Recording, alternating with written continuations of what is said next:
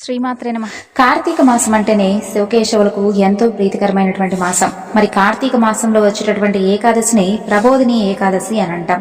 ఈ ఏకాదశి కార్తీక ఏకాదశి, ఉత్తాన ఏకాదశి, బోధన ఏకాదశి, దేవ ప్రబోధిని ఏకాదశి, బృందావన ఏకాదశి అనేటటువంటి పేర్లు కూడా ఈ ఏకాదశికి ఉన్నాయి.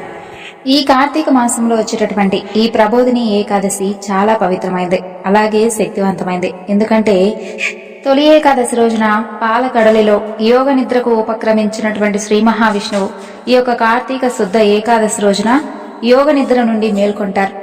కాబట్టి ఇంతటి పరమ పవిత్రమైనటువంటి ఈ రోజున శ్రీ మహావిష్ణువు యొక్క అనుగ్రహం తప్పకుండా పొందాలి అంటే స్వామివారి పూజ చేసుకుని స్వామివారి గురించి కొన్ని కథలను తెలుసుకుని ఆ స్వామి అనుగ్రహాన్ని పొందుదాం.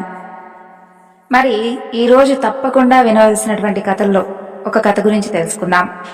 సూత మహాముని శౌనకాది మహామునులందరికీ కూడా తెలియజేస్తున్నారు. పూర్వం ఒకానొకప్పుడు సత్యవ్రతుడు అనేటటువంటి మహారాజు ఉండేవాడు. అతను కాశ్మీర దేశాన్ని పరిపాలిస్తూ ఉండేవాడు. అతను తన యొక్క పేరుకు తగినవాడు. అతని రాజ్యంలో ధర్మబద్ధంగా ప్రజలందరూ కూడా సుఖ సంతోషాలతో జీవించే విధంగా చూసుకునేవాడు.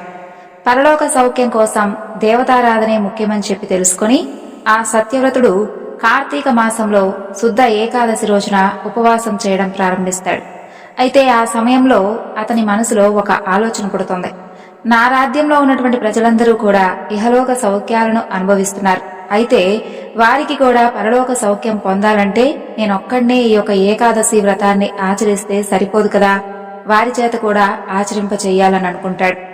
అయితే సత్యవ్రతుడు అలా మనసులో అనుకుంటాడో లేదో సాక్షాత్తు అతని ఎదుట ఆ శ్రీహరే ప్రత్యక్షమవుతాడు. సత్యవ్రతుడు శ్రీహరికి సాష్టాంగ ప్రణామాలు ఆచరించి వేదోక్త మంత్రాలతో పరిపరి విధాలుగా స్వామిని స్తుతిస్తాడు.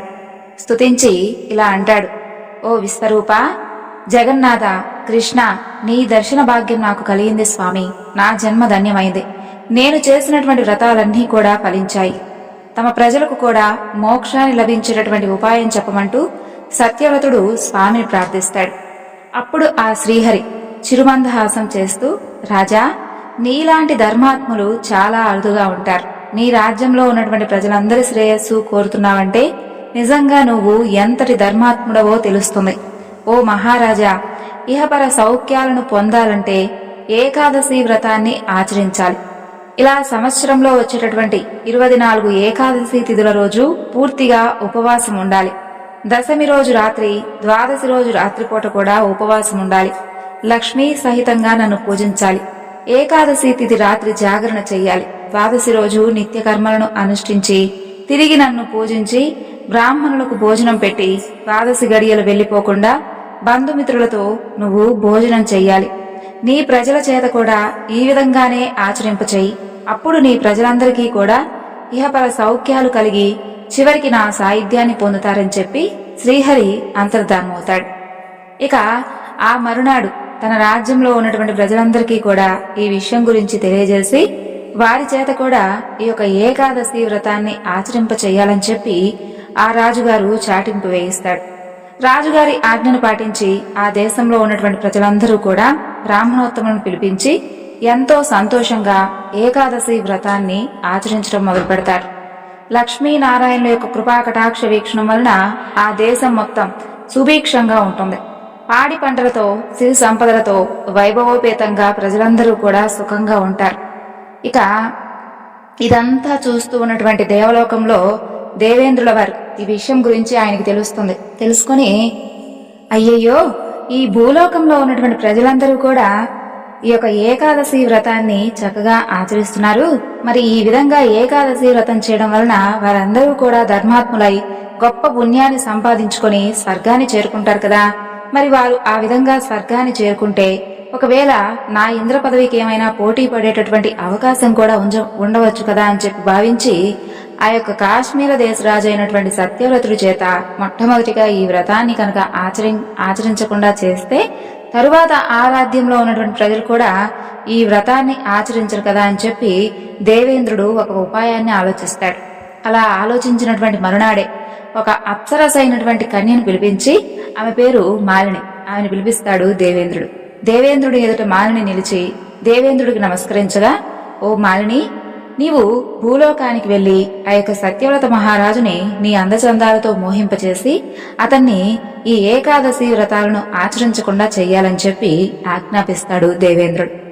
అలా ఒకనాడు సత్యవ్రత మహారాజు నిండు సభలో కొలువు తీరి ఉండగా అరణ్య ప్రాంతంలో నివసించేటటువంటి కొంతమంది ప్రజలు మహారాజు దగ్గరకు వచ్చి, ఓ మహారాజా, అడవిలో నుండి క్రూర మృగాలు వచ్చి మనుషులను పశువులను చంపి వాటి కడుపు నింపుకుంటున్నాయి.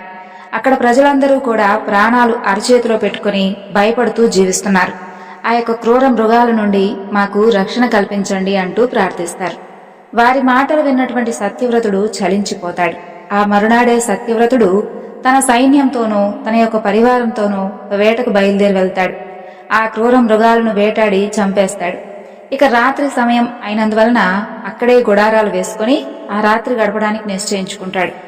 అయితే అప్పుడు ఒక స్త్రీ దీనాతి దీనంగా ఏడుస్తూ ఉన్నట్లుగా ఆ మహారాజుకు వినిపిస్తుంది. వెంటనే సైనికులందరినీ కూడా పంపించి ఆ ఏడుస్తూ ఉన్నటువంటి స్త్రీ ఎవరో చూసి నా దగ్గరకు తీసుకుని రండి అంటూ ఆజ్ఞాపిస్తాడు. సైనికులందరూ వెళ్లి ఆ యొక్క స్త్రీని వెతికి తీసుకుని వచ్చి మహారాజు గారి ఎదుట నిలుపుతారు. సత్యవ్రతుడు ఆమెను చూస్తాడు. ఆమెను చూస్తే ఆమె ఎంతో సౌందర్యవతిగా ఉంటుంది. ఆమెకి ఏ కష్టం వచ్చినా కూడా తీర్చాలని చెప్పి భావిస్తాడు. ఆమెను చూసి, ఓ సుందరి, ఎవరు నీవు? ఎందుకు ఇలా ఏడుస్తున్నావు? నీకు వచ్చినటువంటి ఆపదేమిటి? నీకేం సహాయం కావాలి చెప్పు అని అడుగుతాడు. అప్పుడు ఆ సుందరి, మహారాజా, నాకంటూ తల్లిదండ్రులు లేరు. నా అన్న ధనాన్ని ఆశించి ఒక అయోగ్యుడైన వాడికి నన్ను అమ్మేశాడు. వాడి బారి నుండి బయటపడటం కోసం ఎవరికీ కూడా తెలియకుండా ఇంట్లో నుండి పారిపోయి ఈ అడవిలోకి వచ్చేశాను. నాకిక్క దిక్కెవ్వరూ కూడా లేరు. నన్ను కరుణించే నాదుడు కూడా లేడు. నాకు మంచి జీవితాన్ని ప్రసాదించమంటూ దీనంగా మహారాజును కోరుకుంటుంది. ఇక మహారాజు ఆ యొక్క సుందరి మాటలకు కరిగిపోతాడు. భయపడవద్దని చెప్పి తనతో పాటుగా తన రాజధానికి తీసుకుని వస్తాడు. ఆమె అందచందాలకు ముగ్ధుడై ఆమెను వివాహం చేసుకుంటాడు. సత్యవ్రతుని పెద్ద భార్య భార్గవీదేవికి 10 ఏళ్ల కుమారుడు కూడా ఉంటాడు. అతను గురుకులంలో విద్యను అభ్యసిస్తూ ఉంటాడు. మాలిని ఏమాత్రం భర్తను లెక్క చేయకుండా తన మాట ప్రకారం నడుచుకునే విధంగా మూర్ఖత్వంతో పంతాలకు పోతూ ఉండేది. ఇక రాజుగారు సామాన్య విషయాలను కూడా పట్టించుకోకుండా ఆ యొక్క చిన్నరాణి మాటల్ని విని ఆమె చెప్పిన విధంగా నడుచుకుంటూ ఉండేవాడు. అయితే కార్తీక మాసంలో శుక్లపక్ష ఏకాదశి, ఉద్దాన ఏకాదశి వస్తుంది.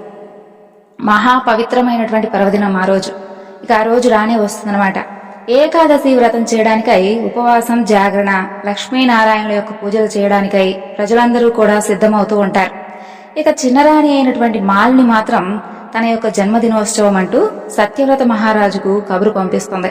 ఆ రోజు ఉత్సవం విందు భోజనాలతో వినోదంగా జరగాలని, అలాగే ఆ వేడుకలో రాజుగారు కూడా తప్పకుండా పాల్గొని ఆనందించాలని ఈ విధంగా చెప్పి పంపిస్తుంది. ఆ వార్త విన్నటువంటి ఆ రాజు ఆశ్చర్యపోతాడు. ఒకవైపు లక్ష్మీనారాయణులకు అభిషేక అర్చనలకు అన్నీ కూడా సిద్ధం చేస్తూ ఉంటారు. ఈ వ్రతం మానడానికి అతని మనసు అస్సలు ఒప్పుకోదు. ఈ సమయంలో విందులు వినోదాలేమిటి? తన రాజ్యంలో ఉన్నటువంటి ప్రజలందరి చేత కూడా ఏకాదశి ఉపవాసాలు, వ్రతాలు చేయిస్తూ తానే ఆ నియమం తప్పితే ప్రజల్లో గౌరవ మర్యాదల సంగతి ఏమిటి? అంతేకాదు, తాను నమ్మినటువంటి దైవానికి సైతం ద్రోహం చేసినట్లవుతుంది కదా. ఈ విధంగా ఆలోచనలతో ఆ రాజు సతమతమవుతూ ఉంటాడు. ఇక ఆ రాజు చిన్నరాణి అయినటువంటి మాలిని గృహానికి వెళ్తాడు. వెళ్లి ఎలాగైనా కానీ ఈ యొక్క వ్రతాచరణకు శతవిధాలుగా ఆమెను ప్రయత్నించాలని చెప్పి ఒప్పిస్తాడు. అయితే ఆమె మాత్రం తన యొక్క విందు భోజనాలు, వినోదాలను మానడానికి అస్సలు వీల్లేదని చెప్పి తెగేసి చెబుతుంది. తనతో పాటే ఆ మహారాజు సత్యవ్రతుడు కూడా ఉండాలని చెప్పి మూర్ఖంగా మొండి పట్టుపడుతుంది. చివరికి సత్యవ్రతుడు, చూడు మాలిని, నా భార్యాపుత్రులనైనా వదులుకుంటానేమో కానీ ఈ యొక్క ఏకాదశి వ్రతాన్ని మాత్రం వదులుకోనని చెప్పి ఖచ్చితంగా చెప్పేస్తాడు. ఇక అప్పుడు మాలిని ఇలా అంటుంది, ఓహో అవునా, నీ భార్యాపుత్రులను కూడా వదులుకుంటావా? సరే, మాట తప్పకూడదు. నీ పెద్ద భార్యను, కొడుకును బలిచ్చి నీ భక్తిని నిరూపించుకో, అది కూడా చూస్తానంటూ మాట తప్పకూడదంటూ ఆ రాజును నిలదీస్తుంది. అప్పుడు ఆ రాజు ఆడినటువంటి మాటను తప్పలేక, ఏకాదశి వ్రతాన్ని మానలేక తన యొక్క పెద్ద భార్యను, కొడుకును బలివ్వడానికి సిద్ధపడతాడు. పెద్దరాణిని చంపాలని చెప్పి ఒక కత్తిని ఎత్తుతాడు. ఇక ఆ విధంగా ఎత్తినటువంటి కత్తి పూలహారమై ఆమె మెడలో పడుతుంది. అక్కడ మహాలక్ష్మి సమేతుడైనటువంటి నారాయణ స్వామి వారి దర్శనమిచ్చి సత్యవ్రతుడికి దేవేంద్రుడు చేసినటువంటి కుట్ర, అతను పంపించినటువంటి అప్సరస కన్య మాలిని గురించి వివరించి చెబుతాడు. చూడు రాజా, నా అనుగ్రహం ఉన్నంత వరకు ఎవరి మాయలు నిన్నేమీ చేయలేవు. ఇకనైనా ఈ స్త్రీ మీద వ్యామోహం విడిచిపెట్టి నీ రాజ్యం నుండి దీనిని ఇప్పుడే వెళ్ళగొట్టు. నీవు ధర్మ మార్గాన్ని ఎప్పటికీ కూడా విడిచిపెట్టవద్దు. నీకంతా శుభమే కలుగుతుందని చెబుతాడు. సత్యవ్రత మహారాజు స్వామివారికి నమస్కరిస్తాడు. తర్వాత స్వామివారు అదృశ్యమవుతాడు. సాక్షాత్తు శ్రీ మహావిష్ణువును దర్శించుకున్నటువంటి సత్యవ్రతుడు పరమానంద భరితుడవుతాడు. ఇహలోక సుఖాల మీద విరక్తి చెంది రాజర్షి అయి కేవలం తన జీవితాన్ని రాజధర్మాన్ని నెరవేరుస్తూ ప్రజలందరికీ కూడా అంకితం చేస్తాడు. శ్రీహరి సేవలోనే తన యొక్క జీవితాన్ని సాగిస్తాడు. ఇంకా ఈరోజు ఏకాదశి కాబట్టి మరికొన్ని ఏకాదశి వ్రతకథల గురించి తెలుసుకుందాం. సూత మహర్షుల వారు శౌనకాది మహాములందరికీ కూడా, ఓ మహామునులారా, ముల్లోకాలలో ప్రసిద్ధి పొందినది, సర్వపాపాలను పోగొట్టేది, సర్వకామ్యాలను సిద్ధింపచేసేది చక్కని వ్రతం ఉంది. దానిని బ్రాహ్మణ, క్షత్రియ, వైశ్య, శూద్రులు, స్త్రీ పురుష వయోభేదం లేకుండా ఆచరించేటటువంటి వ్రతం. ఎవరు ఆచరిస్తే కూడా వారికి మోక్షప్రదం తథ్యం. శ్రీ మహావిష్ణువుకు మహాప్రీతికరం. ఈ వ్రతం పేరే ఏకాదశి వ్రతం. ఈ వ్రతం సర్వాభీష్టప్రదమైనది. శుక్ల కృష్ణ పక్షాల్లో వచ్చేటటువంటి ఏకాదశి తిథుల రోజున భోజనం చేయకూడదు. ఆ విధంగా భుజించిన వారికి ఇహలోకమునందు పాపాన్ని పొంది పరమందు నరక లోకానికి చేరుకుంటారు. ఉపవాస ఫలితం పొందేవారు దశమి రాత్రి, ఏకాదశి రోజు పగలు రాత్రి, అలాగే 2 పూటలు, ద్వాదశి రోజు రాత్రి, ఈ 4 పూటలు ఆహారం తీసుకోకూడదు. ఏకాదశి తిథి రోజు భుజించిన వారు సర్వ పాపాలను అనుభవిస్తారు. అందువలన 4 పూటలు నిరాహారంగా ఉండాలి. హరిదినమున అంటే ఈ ఏకాదశి రోజున బ్రహ్మహత్యాది మహాపాపాలన్నీ కూడా ఆ అన్నాన్ని ఆశ్రయించుంటాయి. మహాపాపాత్ములు ఏకాదశి తిథిన ఉపవాసం చేస్తే పరమపదాన్ని పొందుతారు.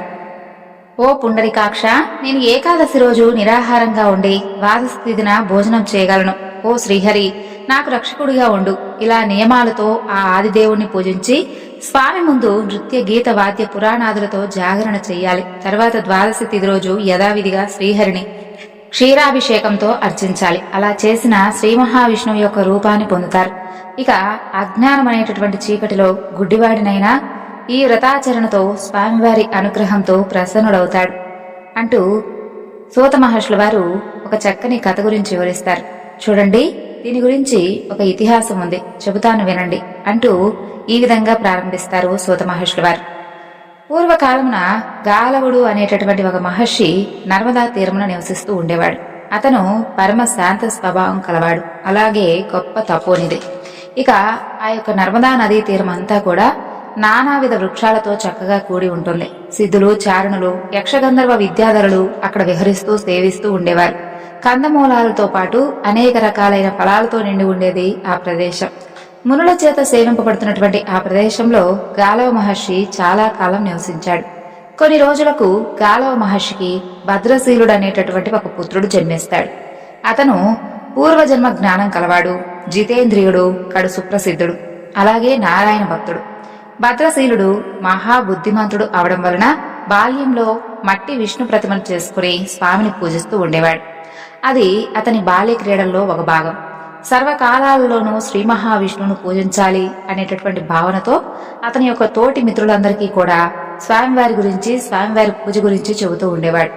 కాబట్టి ఓ మునీశ్వర, ఇలా భద్రశీలుడిచే చెప్పబడినటువంటి ఆ యొక్క తోటి బాలురందరూ కూడా కలిసి వారిగా విడిగా శ్రీహరి ప్రతిమను మట్టి ద్వారా తయారు చేసుకుని విష్ణు భక్తితో స్వామిని అర్చిస్తూ ఉండేవారు.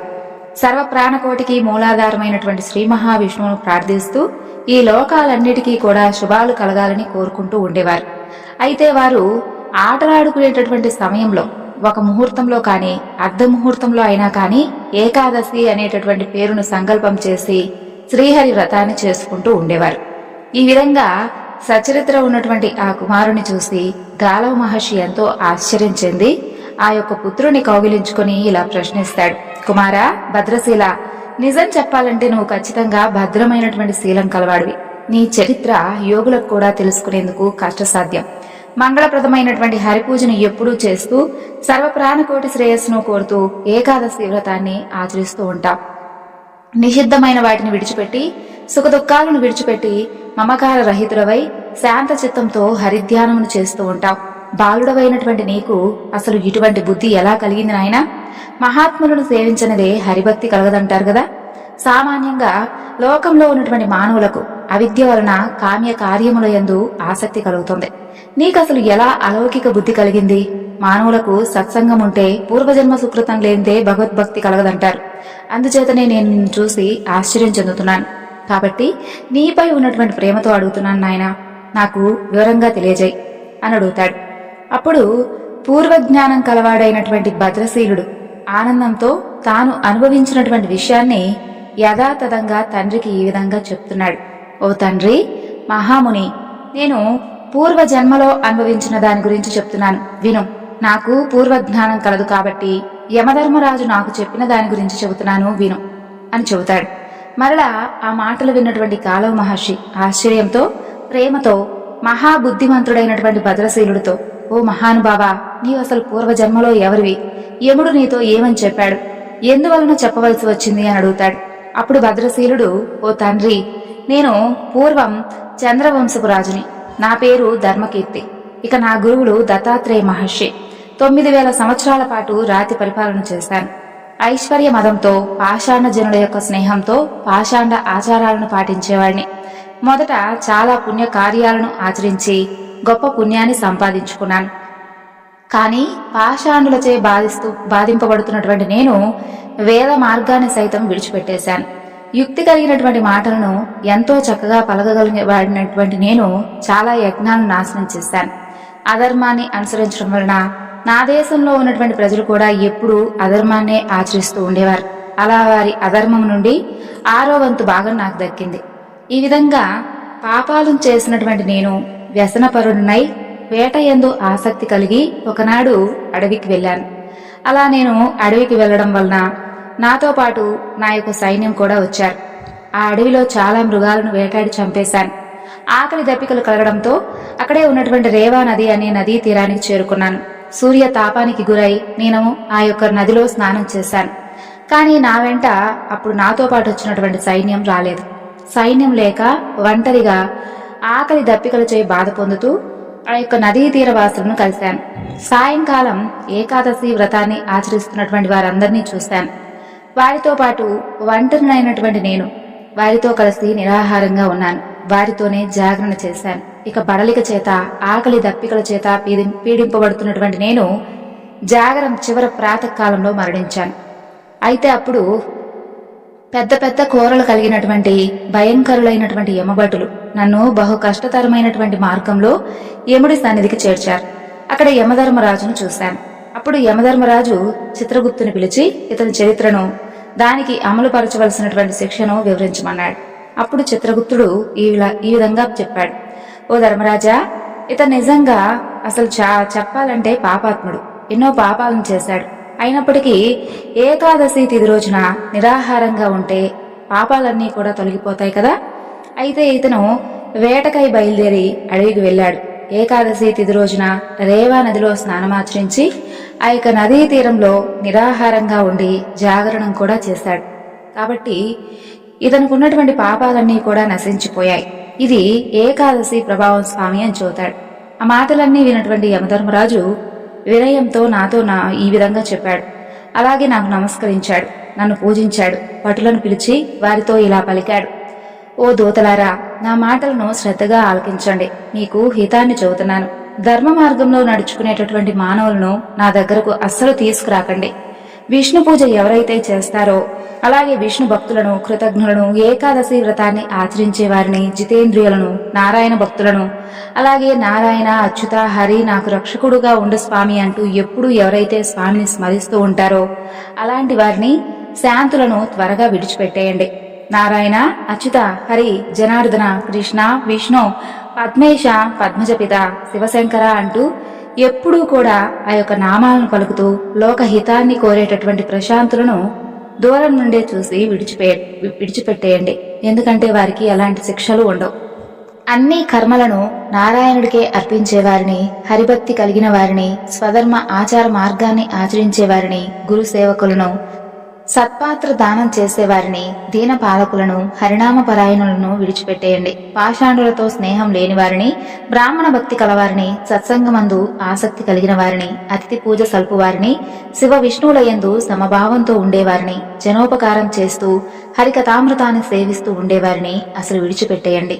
నారాయణ స్మరణ చేయువారితో కలియని వారిని, బ్రాహ్మణ పాదజల సేచనాలతో సంతోషించని వారిని, ప్రజలను ద్వేషించేవారిని, జనులను నాశనం చేసేవారిని, అపరాధాలు చేసేవారిని, ఏకాదశి వ్రతం చెయ్యని వారిని, ఉగ్ర స్వభావులను, లోకోపవీద నిరుతుల్ని, పరులను నిందించేవారిని, గ్రామాన్ని నాశనం చేసేవాడిని, ఉత్తములను ద్వేషించేవాడిని, బ్రాహ్మణ ధనాన్ని ఆశించేవాడిని, విష్ణువు యందు ఇష్టత లేనివాడిని, మూర్ఖులను, పాపాలు చేసేవారిని నా వద్దకు తీసుకురండి అంటూ యమధర్మరాజు పలికినటువంటి మాటలు విని నేను చేసినటువంటి పాపకర్మలన్నింటినీ కూడా తలుచుకుని చాలా బాధపడ్డాను.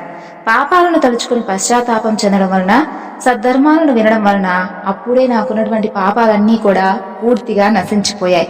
ఈ విధంగా పాపరాహిత్యం పొంది హరి సారూప్యాన్ని పొంది ఉన్నటువంటి నాకు యమధర్మరాజు నమస్కరించాడు. అప్పుడు ఈ యమదూతలు భయంతో వణుకుతూ యమధర్మరాజు చెప్పినటువంటి ధర్మాన్ని విశ్వసించారు.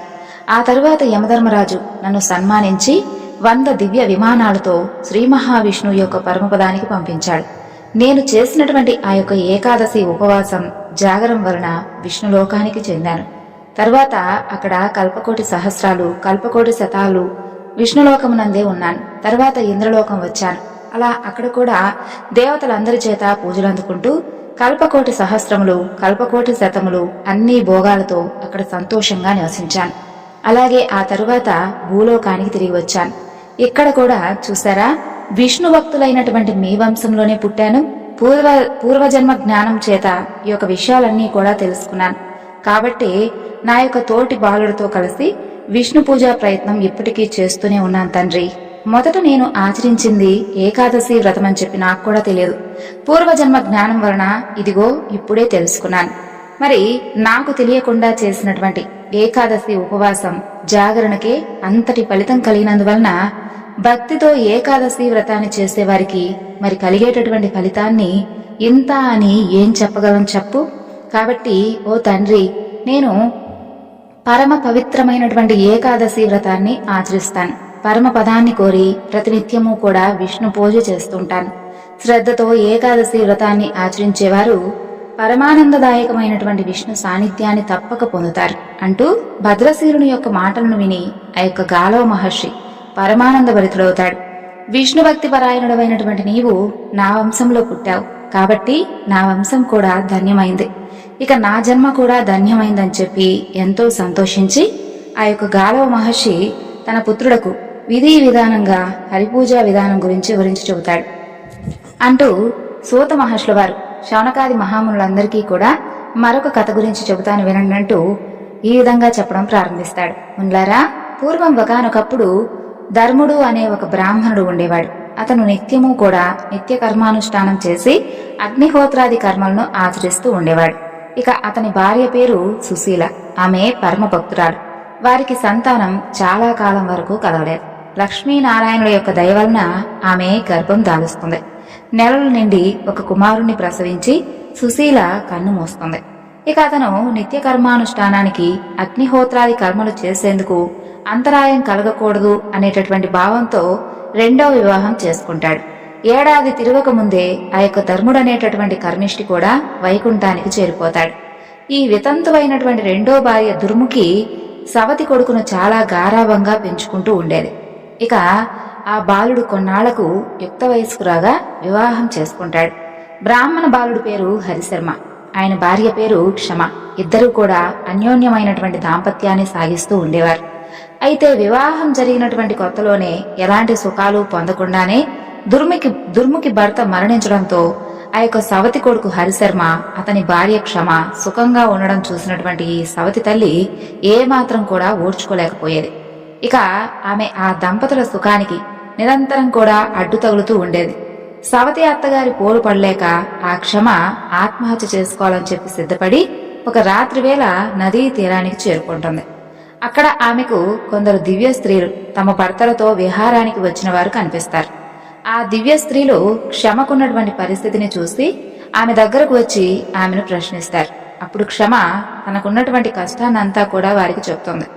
ఇక అందుకు వారు ఆ క్షమను ఓదార్చి దివ్య దృష్టితో సర్వము కూడా తెలుసుకుంటారు. ఇక ఈ విధంగా చెబుతారు, చూడమ్మా, నీవు గతంలో లక్ష్మీనారాయణుడి యొక్క వ్రతం చేపట్టి ఉల్లంఘించినందువలన ఈ జన్మలో భర్త అనురాగానికి దూరమయ్యావు. అయితే పూర్వీకులు నీకు సంపాదించి పెట్టినటువంటి ఎన్ని సిరి సంపదలు ఉన్నప్పటికీ కూడా ఇలా దరిద్రురాల్లా బాధపడుతూ ఉన్నావు. వెంటనే నీవు ఇంటికి తిరిగి వెళ్లి ఆ యొక్క వ్రతాన్ని విధి విధానంగా కనుక చేస్తే నీకున్నటువంటి కష్టాలన్నీ కూడా పోతాయని చెబుతారు. అప్పుడు క్షమ వారు చెప్పిందంతా కూడా నిజమేనని చెప్పి తెలుసుకుని అక్కడి నుండి తిరిగి ఇంటికి వచ్చి ఏకాదశి రోజు ఉపవాసం ఉండి ఆ రోజు రాత్రి జాగరణ చేసి ద్వాదశి రోజు లక్ష్మీనారాయణులను భక్తితో పూజిస్తుంది. ఒక బ్రాహ్మణ దంపతులకు భోజనం పెడుతుంది. ద్వాదశి గడియలు దాటకుండా తాను కూడా భుజిస్తుంది. ఇలా ఒక ఏకాదశి వ్రతం చేయగానే సవతి అత్తగారు తన మనసును మార్చుకుంటుంది. ఇలా అనుకుంటుంది, అయ్యయ్యో, నాకు లేనటువంటి సుఖం నా పాటి ఆడపిల్లకైనా కానీ కలిగింది కదా అని చెప్పి ఆలోచించుకొని అప్పటి నుండి కోడలను ఎంతో చక్కగా ఆదరంగా చూడటం మొదలు పెడుతుంది. ఇక భర్త కూడా ఆమె పట్ల ఇంతకు ముందు కంటే కూడా అత్యధికమైనటువంటి ప్రేమానురాగాలతో చక్కగా కలిసిమెలిసి ఉండేవాడు.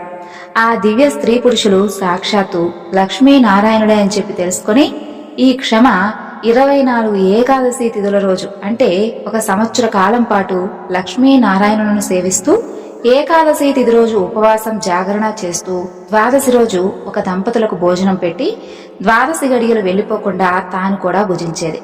ఈ విధంగా సంవత్సర కాలం పాటు చేసి ఆఖరణ ఉద్యాపన చేసుకుంటుంది. అత్తగారి ఆదరం, భర్త అనురాగం రోజు రోజుకు పెరుగుతూ ఉంటాయి. ఒక ఉత్తముడైనటువంటి బిడ్డకు తల్లి కూడా అవుతుంది.